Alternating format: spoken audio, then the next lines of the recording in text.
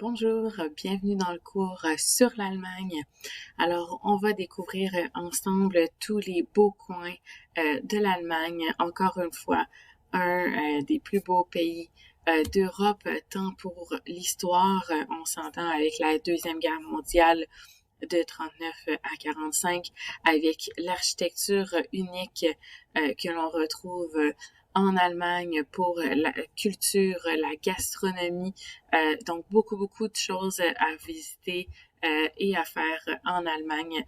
Alors, on commence sans plus attendre avec les villes que nous allons voir en fait dans la vidéo. Donc, on va voir la ville de Hambourg au nord, la capitale Berlin, Dresde, pardonnez-moi mon allemand, Cologne, Francfort, Nuremberg et Munich. Donc, Munich vraiment très près des Alpes. Situation géographique, donc l'Allemagne se situe au sud du Danemark, à l'ouest de la Pologne, au nord de l'Autriche et la Suisse, et à l'est de la France et du Benelux. La capitale, c'est Berlin. La monnaie, c'est l'euro. Coût de la vie, donc vraiment abordable d'aller en Allemagne. On va parler pour l'économique, donc toujours pour dormir et manger pour une personne entre 20 à 55 euros. Moyen 55 à 115 et de luxe 115 euros et plus. Au niveau de la langue principale, on va parler allemand. Évidemment, on va parler anglais aussi. Décalage horaire, on a 6 heures et formalité d'entrée. Ça vous prend un passeport valide 3 mois après la date de retour. Au niveau du climat, donc c'est un climat continental tempéré. L'hiver, on va parler d'environ 3 degrés et l'été d'environ 25 degrés. Type de voyage en Allemagne, on a circuit, forfait, à la carte, vol et croisière fluviale. Compagnie aérienne du Québec, on a Transat et Air Canada, donc nos deux habitués. Compagnie aérienne de l'Allemagne, Lufthansa, et vous avez le code juste ici, LH. Au niveau des aéroports internationaux, on a TXL pour Berlin, CGN pour Cologne, MUC pour Munich, HAM pour Hambourg, FRA pour Francfort et NUE pour Nuremberg. Donc, ça va être vraiment les principaux aéroports internationaux de l'Allemagne. Au niveau de la gastronomie, comme je vous disais, on en a vraiment beaucoup. Donc, je vais pas tous vous les nommer, mais on va regarder vraiment ceux qu'on a à l'écran. Donc, si on commence de la gauche, donc tout en haut, on a la salade de pommes de terre qui va être vraiment qu'on va retrouver en fait partout en Allemagne sous différentes façons, mais elle va vraiment accompagner plusieurs plats. Ensuite, on a les Knödel, qui sont en fait un peu style les quenelles de la France. Donc, c'est encore une fois à partir de pommes de terre. On a ici les fameux kebabs. Donc, les kebabs ont été inventés à Berlin par un immigrant turc dans les années 70. On a évidemment la saucisse allemande, donc on va retrouver vraiment toutes sortes de saucisses et c'est vraiment l'art de faire les saucisses qu'on va retrouver. Les strudels aux pommes, les jarrets de porc, gâteaux forêt noire et les fameux pretzels également. On a aussi la fameuse choucroute, donc un incontournable avec les saucisses, un gâteau au fromage, le pain pumpernickel, plusieurs alcools également, le Jägermeister par exemple, qui a été en fait créé à la base pour être un sirop contre la toux. C'est pour ça qu'on retrouve énormément d'herbes et par la suite, ça s'est popularisé dans la boisson que l'on connaît.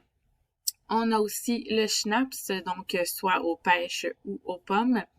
Et bière typique, en fait, de Berlin, c'est la Berliner Weiss, qui est en fait une bière un peu plus acidulée, donc plus acide, finalement.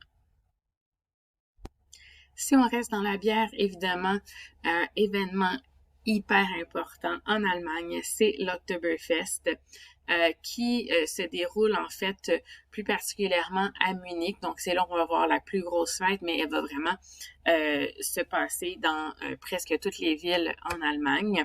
Donc l'Oktoberfest, c'est la fête de la bière, évidemment. On va avoir une bière spéciale pour chaque Oktoberfest, donc une bière différente.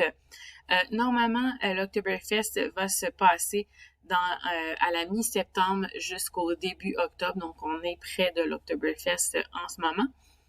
On y boit environ 6 millions de litres de bière, ce qui vous donne l'équivalent d'environ 2 piscines olympiques pleines de bière.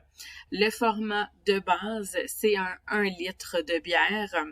Et évidemment, ça attire, si on boit 6 millions de litres, ça attire environ entre 5 à 6 millions de visiteurs par année.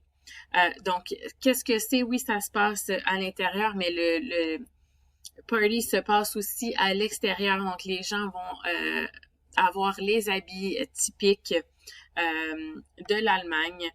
On va avoir les fameuses femmes qui vont donner les litres de bière, qui vont en avoir presque 20 en même temps. Donc, c'est quand même, faut être fait fort, honnêtement, là, pour avoir 20 litres de bière dans nos mains. Il y a aussi un marché noir, en fait, pour l'Oktoberfest. Je m'explique, c'est que si je reviens à la photo précédente, vous remarquez qu'il y a des tables à l'intérieur. Eh bien, ces tables-là sont souvent achetées à l'avance et elles vont être vendues, en fait, pour les gens qui aimeraient boire et manger à l'intérieur. Et le prix peut aller jusqu'à 2000 €. Au niveau des brasseries, donc on va retrouver des Biergarten vraiment partout en Allemagne. Donc on a environ 1200 brasseries à travers toute l'Allemagne. Au niveau des personnalités connues, on a évidemment les frères Grimm. Donc, c'est deux frères écrivains qui ont sorti en fait un recueil de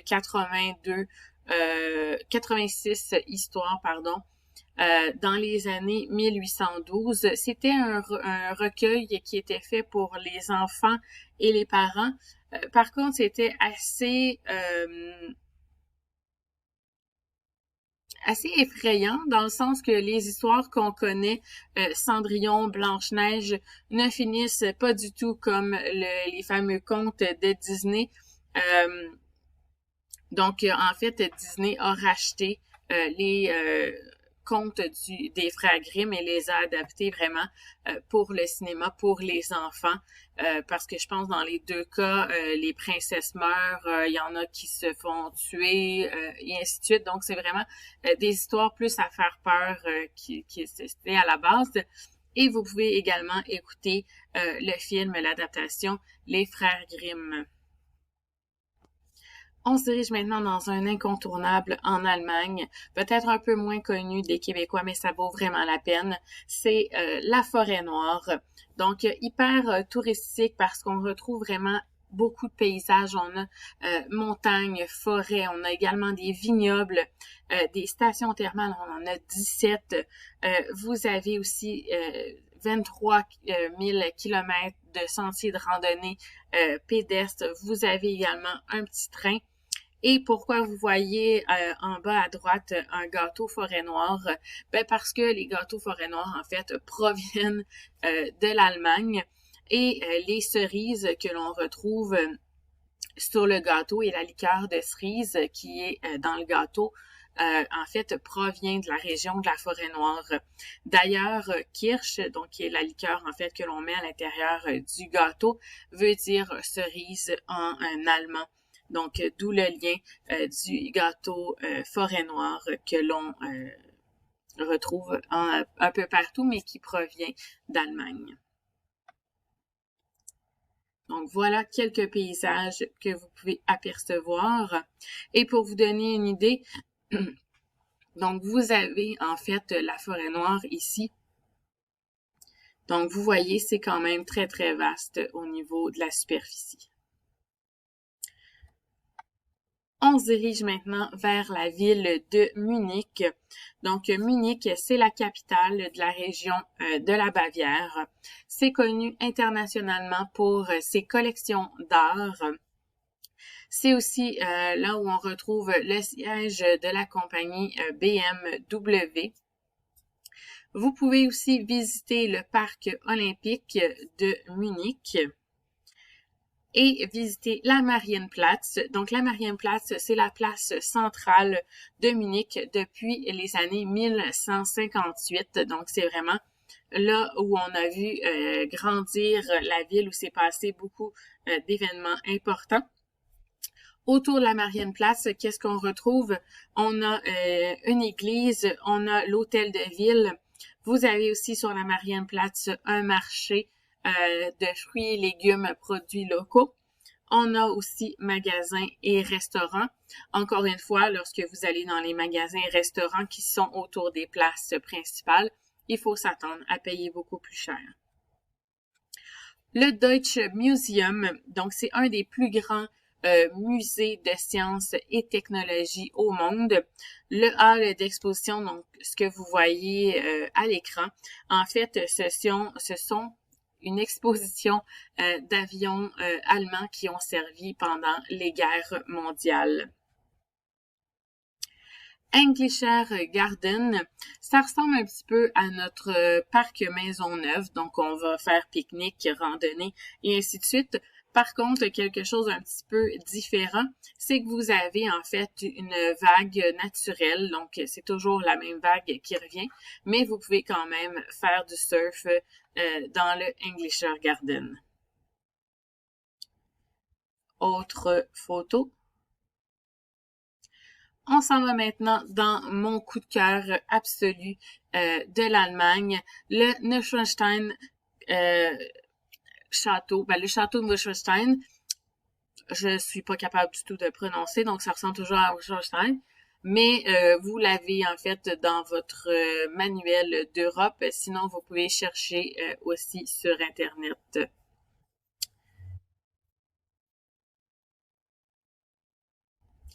Alors, quelle est l'origine de ce château? En fait, ce château-là a été construit pour être absolument imposant, pour être féerique. La personne qui l'a fait construire, c'est Louis II de Bavière. Et pour le rendre encore plus imposant, en fait, il a fait dynamiter la montagne pour vraiment son château prenne toute la place, qu'on l'aperçoive de loin. D'ailleurs, vous avez déjà dû voir cette photo-là plusieurs fois dans votre vie. C'est vraiment un incontournable, un symbole de l'Allemagne également.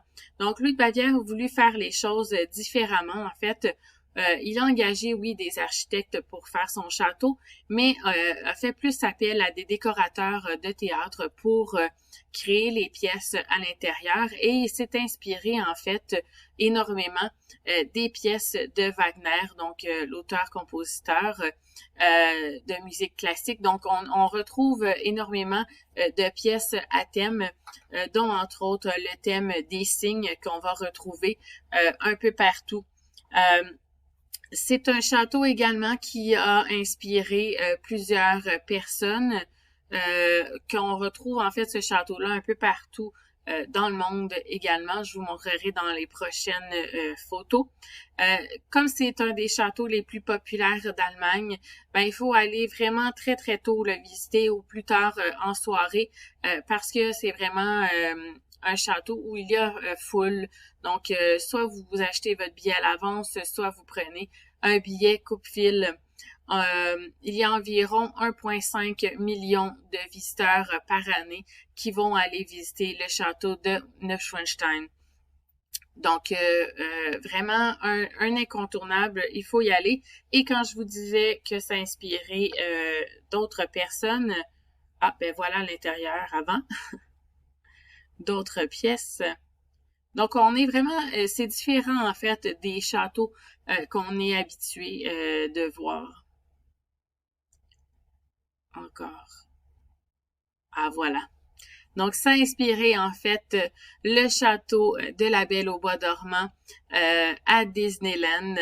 Donc, Walt Disney s'est inspiré de ce château-là. Et avec un peu d'imagination aussi, vous allez voir, ça a inspiré en fait les créateurs de Zelda Ocarina of Time qui ont mis le château que vous voyez à l'écran et qui se sont inspirés, encore une fois, du château de Neuschwanstein. On se dirige maintenant du côté de Obera-Mergo. Alors, Obera-Mergo, assez spécial comme histoire. En fait, si on remonte aux années 1633, il y a eu la peste, en fait, un peu partout dans le monde. Et les habitants de cette ville-là, en fait, mouraient. Donc, les gens ont commencé à prier et à demander à Dieu, en fait, de les épargner. Et s'ils les épargnaient, eh bien, à tous les 10 ans, ils allaient recréer, en fait, la vie de Jésus de ses débuts jusqu'à sa mort. Évidemment, Dieu a exaucé leurs prières et depuis tous les 10 ans, le 3/4, en fait, des habitants de Obera-Mergo vont rejouer la vie de Jésus. Donc, on va commencer, en fait, les pièces à partir du mois de mai et ça va se terminer au mois d'octobre. Donc, ils vont jouer, en fait, 120 représentations. Par contre, chaque représentation dure 6 heures de temps. Donc, c'est quand même assez long. Et je vous disais que le 3/4 de la ville va jouer en fait cette pièce de théâtre-là. Donc 2000 personnes vont être employées à jouer, à recréer en fait la vie de Jésus. On retrouve également sur toutes les bâtisses des peintures qui recréent aussi une partie de la vie de Jésus. Donc, si vous voulez aller voir une de ces pièces-là, elle devait être jouée cette année. Malheureusement, probablement à cause de la COVID, ça n'a pas eu lieu, mais on était cette année dans la 10e année, donc ça devait jouer. Et on parle d'environ entre 30 à 180 euros. Et c'est une pièce qui n'est pas stable, donc vous ne restez pas au même endroit. En fait, vous vous promenez un peu partout dans la ville. Donc, je vous montre un peu, ça a l'air de quoi. Donc, voici une des maisons de plus près. Et voici une scène qui se passe à Obera-Mergo. Donc, vous êtes vraiment à l'extérieur et vous voyez, tous les gens que vous voyez à l'écran, ce sont des habitants de cette ville-là. On se dirige maintenant du côté de Passo. Donc, Passo, c'est un important port de croisière fluviale. On la surnomme aussi la ville aux Trois-Rivières. Donc, si vous regardez, on a le Danube, on a l'Inn et si je tasse ma photo, vous avez l'Ilz ici. Donc, jusqu'à ici, Trois-Rivières, OK. Par contre, ce qu'il y a d'intéressant, c'est que ce sont 3 rivières de couleurs différentes. Donc, le Danube est brun, l'Inn est vert et l'Ilz est noir. Donc, oui, c'est la ville aux 3 rivières, mais c'est aussi la ville aux 3 couleurs. Donc, si vous regardez, on voit vraiment la distinction entre les fleuves. Passo, c'est aussi une ville universitaire, donc qui dit université dit étudiant, qui dit étudiant dit pouts, pouts, pouts, pouts, pouts. Donc, beaucoup en fait de vie nocturne. Donc, voilà Passo vu de l'eau. Donc, on a vraiment énormément de compagnies de croisières fluviales qui vont passer par Passo. On se dirige du côté de Hambourg. Donc, Hambourg, ville assez importante pour plusieurs choses. Premièrement, vous avez le Miniature Wunderland. C'est en fait un musée géant qui est divisé en 7 sections. Et vraiment, c'était un des plus grands réseaux de trains miniatures au monde.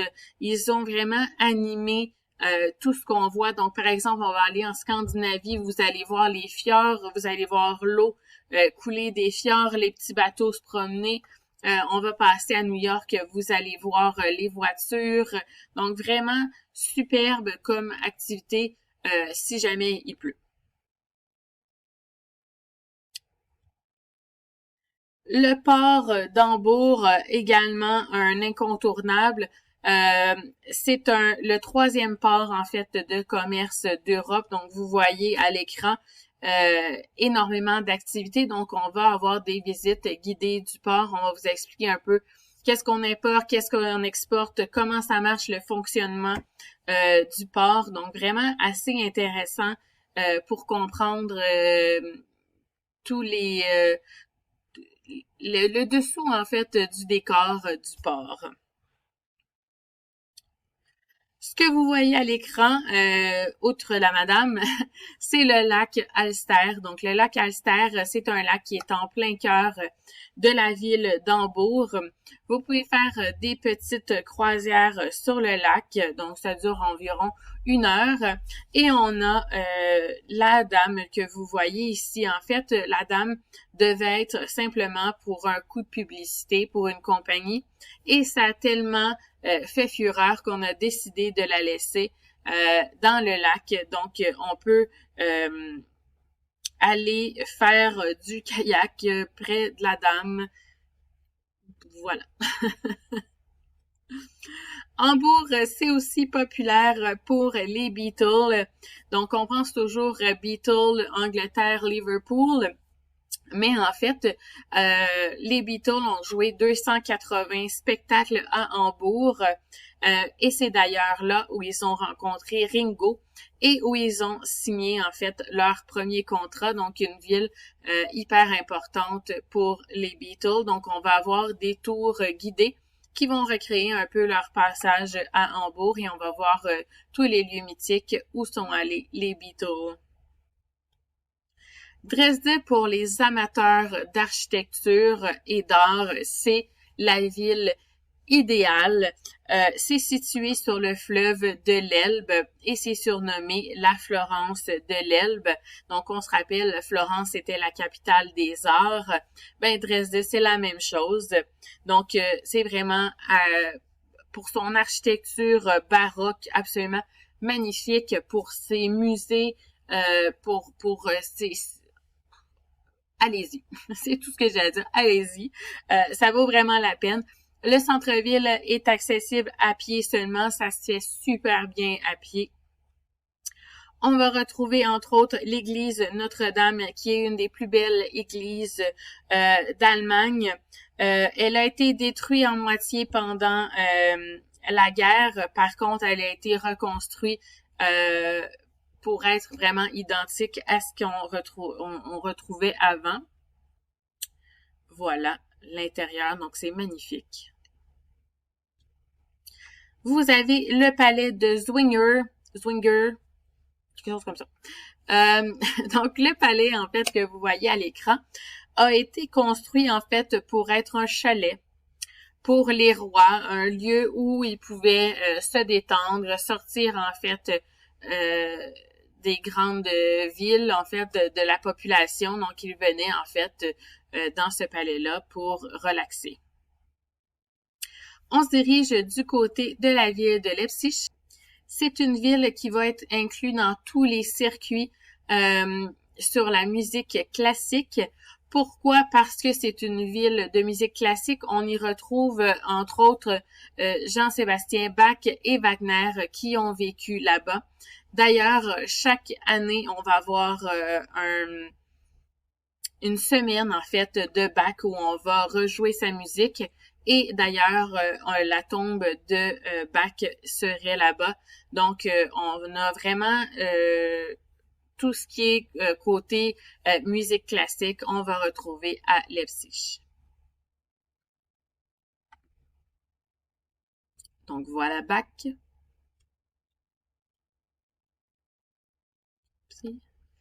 Et on se rend maintenant dans la ville de Cologne. Donc, Cologne, c'est une des plus anciennes villes d'Allemagne. Elle est connue pour son eau de Cologne et aussi pour son église. Donc, que vous voyez à l'écran. Donc, vraiment, architecture gothique. C'est une cathédrale qui date du Moyen Âge, donc vraiment très, très vieille.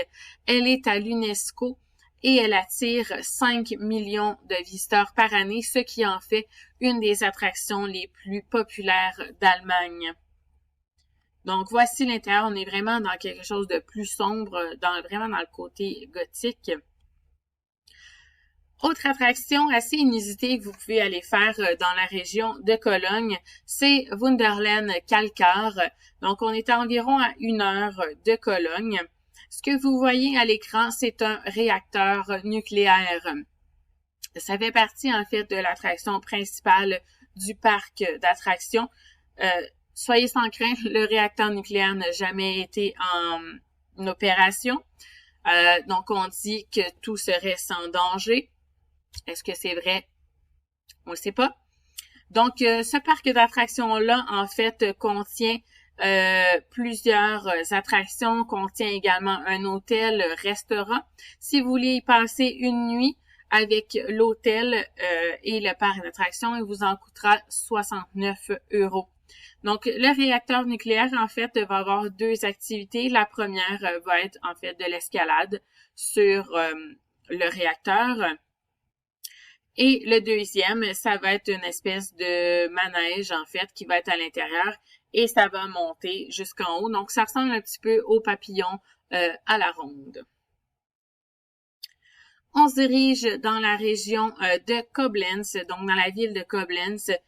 Important port de croisière fluvial. On va le retrouver, en fait, comme escale dans les croisières sur le Rhin. D'ailleurs, Koblenz va faire partie de ce qu'on appelle le Rhin romantique. Donc, c'est une section du Rhin, en fait, où on va retrouver énormément de châteaux et de vignobles, d'où le nom Rhin romantique. Donc, comme je disais, on va retrouver des vignobles. Donc, c'est la région, en fait, pour faire les dégustations de vin. Donc, c'est 65 kilomètres qui vont être à l'UNESCO. Et vraiment, ce sont des paysages absolument magnifiques. Donc, voilà quelques petites photos que l'on pourrait retrouver. Donc, voilà les paysages. Donc, comme je vous disais, là, c'est vraiment des paysages à couper le souffle. Vous avez les petites villes à flanc de montagne, vous avez les montagnes, vous avez le Rhin, de toute beauté. On se dirige maintenant dans la capitale. Donc, Berlin, c'est une ville mondiale réputée pour sa culture, pour ses arts. On retrouve 10,8 millions de touristes par année qui vont visiter Berlin. Berlin, on s'entend, est tristement célèbre par tout ce qui s'est passé justement avec la construction du mur. Donc, c'est la RDA, en fait, la République démocratique allemande, qui a construit le mur dans la nuit du 12 au 13 août 1961. Donc, on a séparé l'Est et l'Ouest de Berlin. Et on a vraiment, en fait, des familles ont été séparées, des couples ont été séparés, des gens ont perdu leur travail et vraiment on interdisait aux gens de traverser de l'autre côté. Donc si jamais vous osiez traverser, ben vous étiez, on vous tuait en fait tout de suite. En plus des gardes qu'il y avait qui protégeaient, on avait aussi des chiens, vous aviez des barbelés. Donc vraiment, c'était assez un événement tragique. C'est le mot exact.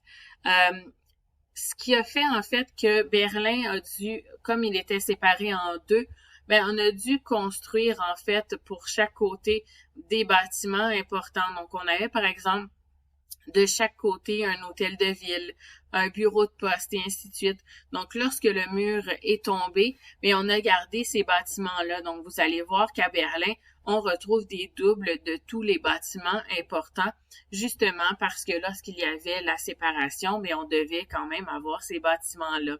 Le mur a tombé en 1989 et on retrouve quand même encore certaines parties du mur à Berlin et on en a aussi une partie du mur ici à Montréal que vous pouvez aller visiter. Donc voilà le mur. On s'en va dans le palais de Reichstag. Donc, le palais de Reichstag, c'est le Parlement allemand. Ce que vous voyez à l'écran, en fait, c'est le sol, c'est pas de l'eau, les gens marchent pas sur l'eau. Donc, c'est le palais du gouvernement. Il a été conçu, en fait, de façon à passer un message, en fait, au peuple. Si vous regardez sur le toit ici, vous voyez une coupole. Donc, la coupole, en fait, a un toit en verre, c'est en verre, et c'était pour montrer, en fait, que le gouvernement était transparent avec le peuple. Vous pouvez également aller dans cette coupole-là et vous avez une vue sur la ville. Donc, ça aussi, c'était, en fait, symbolique. C'était pour montrer que le peuple, en fait, est au-dessus du gouvernement et que c'est le peuple qui décide. Est-ce que c'est le cas maintenant? J'en doute, mais l'intention était bonne. Donc, voilà en fait l'intérieur de la coupole. Donc, c'est la vue que vous avez en fait lorsque vous êtes à l'intérieur. La porte de Brandebourg, donc c'est le symbole en fait de l'unification de l'Allemagne. Donc, c'est à l'entrée de l'ancien Berlin. Par contre, autrefois, ça faisait partie, en fait, du mur. Donc, les gens, en fait, pour pouvoir voir de l'autre côté, grimpaient sur la porte de Brandebourg et là, avaient une vue de l'autre côté, mais c'était vraiment, ça faisait partie du mur. Donc, lorsque le mur est tombé, là, on l'a considéré comme le symbole de l'unification. Vous avez plusieurs checkpoints. Donc, checkpoint, c'était en fait des lieux pour traverser en fait d'un endroit à l'autre. Le plus populaire, c'est le checkpoint Charlie, donc c'est pour Charlie. Donc, on va en retrouver en fait un peu partout à Berlin. Checkpoint Charlie, c'est le plus populaire. Les gens vont venir se faire photographier avec du personnel en fait en uniforme. Pourquoi Checkpoint Charlie c'est le plus populaire? Parce que ce checkpoint-là en fait était réservé pour les étrangers, pour le personnel diplomatique ainsi que pour les prisonniers. Donc, c'était le lieu, en fait, de transition de l'ouest à l'est également. Donc, vous pouvez aller visiter gratuitement. On a le musée de la terreur. Donc, c'est en fait un musée air ouverte où on peut aller voir en fait sur le mur tout ce qui s'est passé durant la Seconde Guerre mondiale. On peut aller visiter également les bunkers et les quartiers généraux des nazis. Voilà. On s'en va dans quelque chose d'un peu plus joyeux, l'Alexanderplatz. Donc, l'Alexanderplatz, c'est la place principale de Berlin où transitent plus de 300 000 personnes par jour. Pourquoi? Mais parce que c'est le lieu là où on retrouve la gare, on retrouve tout ce qui est transport en commun, donc métro, tramway. Donc, c'est le lieu de correspondance finalement. On retrouve également un immense centre d'achat avec des magasins de luxe.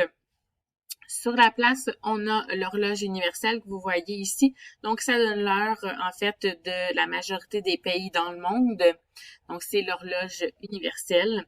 Et vous avez aussi la tour de télévision. Donc, c'est une tour de 365 mètres que vous pouvez monter pour observer la ville en 360 degrés. Et il y a également un restaurant dans la tour.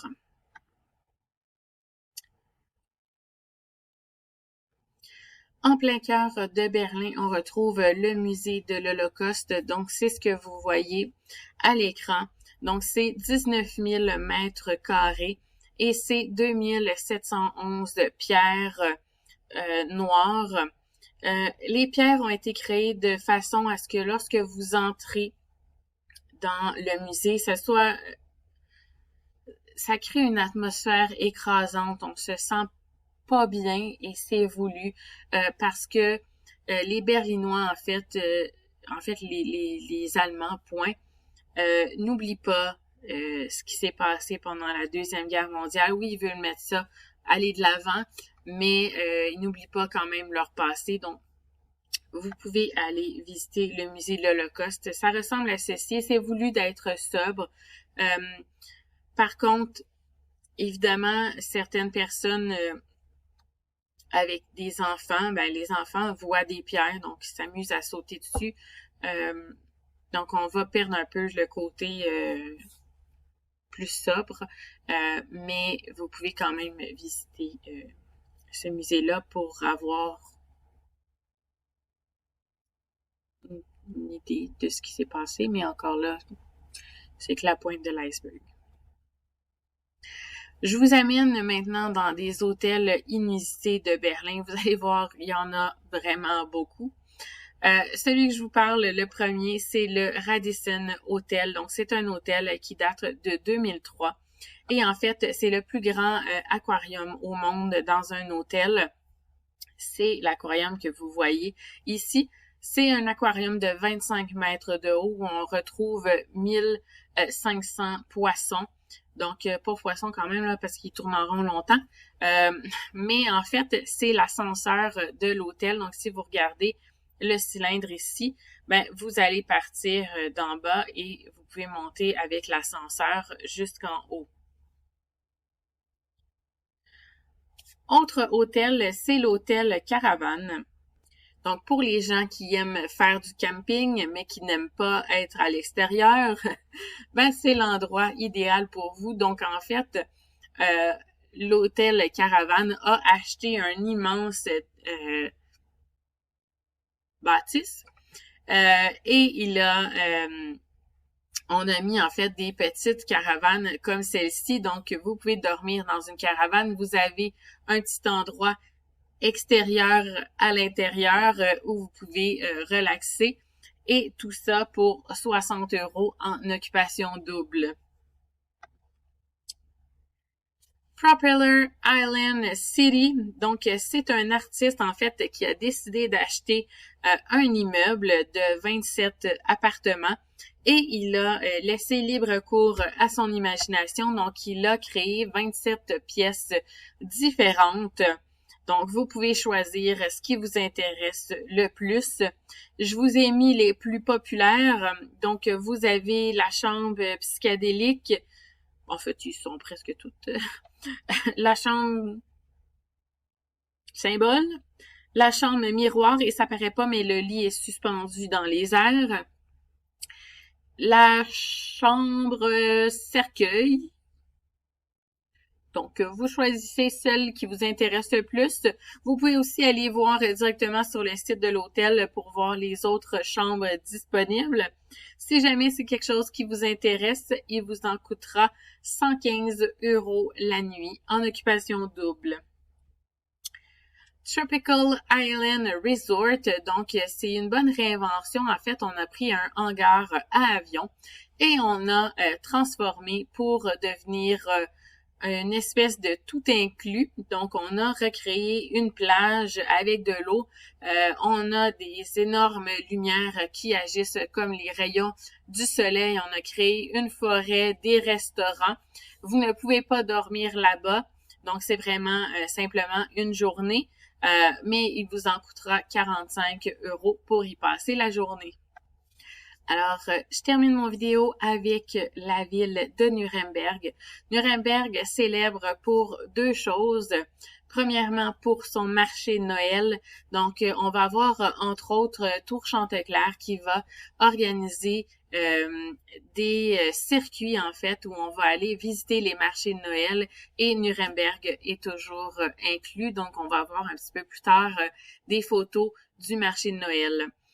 Nuremberg est aussi tristement populaire pour le procès de Nuremberg où on a condamné en fait des crimes contre l'humanité, les nazis en fait qui ont participé durant la Deuxième Guerre mondiale. Donc, vous pouvez aller en lire un peu plus si ça vous intéresse sur le procès de Nuremberg. Nuremberg, ville médiévale, donc on va retrouver des châteaux, on va retrouver énormément d'architecture. C'est une très, très, très belle ville en soi. Donc, comme je vous disais, avec Tour Chanteclair, donc Féerie Noël en Bavière, Alsace et Forêt-Noire. Donc, on va, entre autres, visiter les marchés de Noël, dont celui de Nuremberg. Et vous avez le prix, donc on est à 2990. Voilà les photos du marché de Noël. Et c'est de là, en fait, où auraient été inventés les biscuits pain d'épices. On a le musée des jouets. Donc, c'est un musée, en fait, où on va voir des jouets du Moyen-Âge jusqu'à nos jours. On a un musée germanique aussi, donc on va pouvoir voir toute l'art allemande, donc en peinture et en sculpture. Ce que vous voyez à l'écran, donc c'est un ancien château de Nuremberg qui a été transformé en auberge jeunesse. Donc, voici l'intérieur. Donc, évidemment, comme c'est un ancien château, on a gardé vraiment l'architecture à l'extérieur et à l'intérieur. Ça va être un petit peu plus cher que ce que l'on retrouve normalement dans des auberges jeunesse typiques.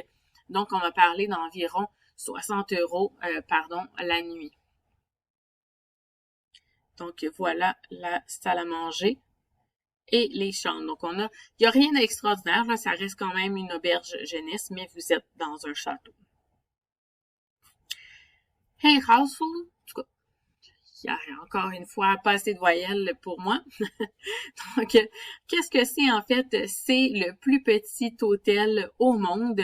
C'est en fait la bâtisse rouge que vous voyez ici. Alors, dans un souci en fait d'espace, on a créé, vous allez voir énormément de maisons comme celle-ci.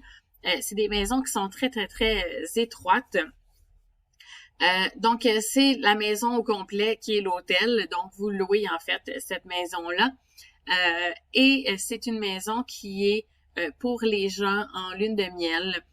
Donc, vous ne pouvez pas louer cet hôtel-là si vous n'êtes pas en lune de miel ou si vous n'êtes pas marié. Donc, je vous montre l'intérieur. Donc, voilà l'intérieur, c'est hyper luxueux. Donc, c'est sur plusieurs étages, évidemment. Donc, vous avez salle de bain, vous avez chambre, salon, cuisine. Donc, vraiment, le luxe. Et on parle d'environ 300 € la nuit en occupation double, évidemment. Je vous avais dit qu'on finissait avec Nuremberg, mais c'est pas vrai. On finit avec Francfort.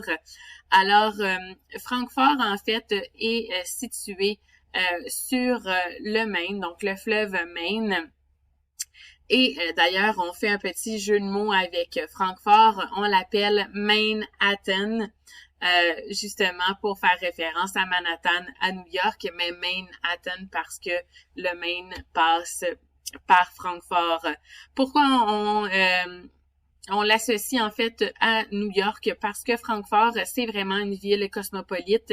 On retrouve autant des vieux bâtiments que des gratte-ciels, comme ce que vous voyez à l'écran. Donc, on a vraiment le moderne avec le vieux. Francfort, important aussi aéroport qui va être un important hub où on va transiter en fait vers l'Asie, vers l'Afrique. Donc, vraiment très, très gros aéroport important pour transiter vers une autre destination. C'est une ville qui va être aussi très commerciale, donc on va retrouver énormément de banques de commerce à Francfort. Alors, place principale Romer, vous allez vraiment avoir tous les bâtiments historiques du 17e, 18e siècle dans ce petit quartier-là, en fait, de la ville. Donc, c'est le quartier le plus photographié de Francfort. C'est là, comme je vous disais, où vous allez avoir tous les bâtiments historiques. On retrouve également l'Opéra de Francfort, donc encore une fois, fait partie des opéras les plus prestigieux au monde. Donc, tant qu'à être là, pourquoi ne pas aller voir de l'opéra? On retrouve le Zoo de Francfort. Pourquoi je vous parle du Zoo de Francfort? Parce que comparé aux autres zoos qu'on est habitué, le Zoo de Francfort va plus s'orienter vers les animaux nocturnes. Donc, le zoo va être ouvert plus tard le soir pour que vous puissiez justement apercevoir tous ces animaux nocturnes. Alors, voilà ce qui conclut pour l'Allemagne. Merci.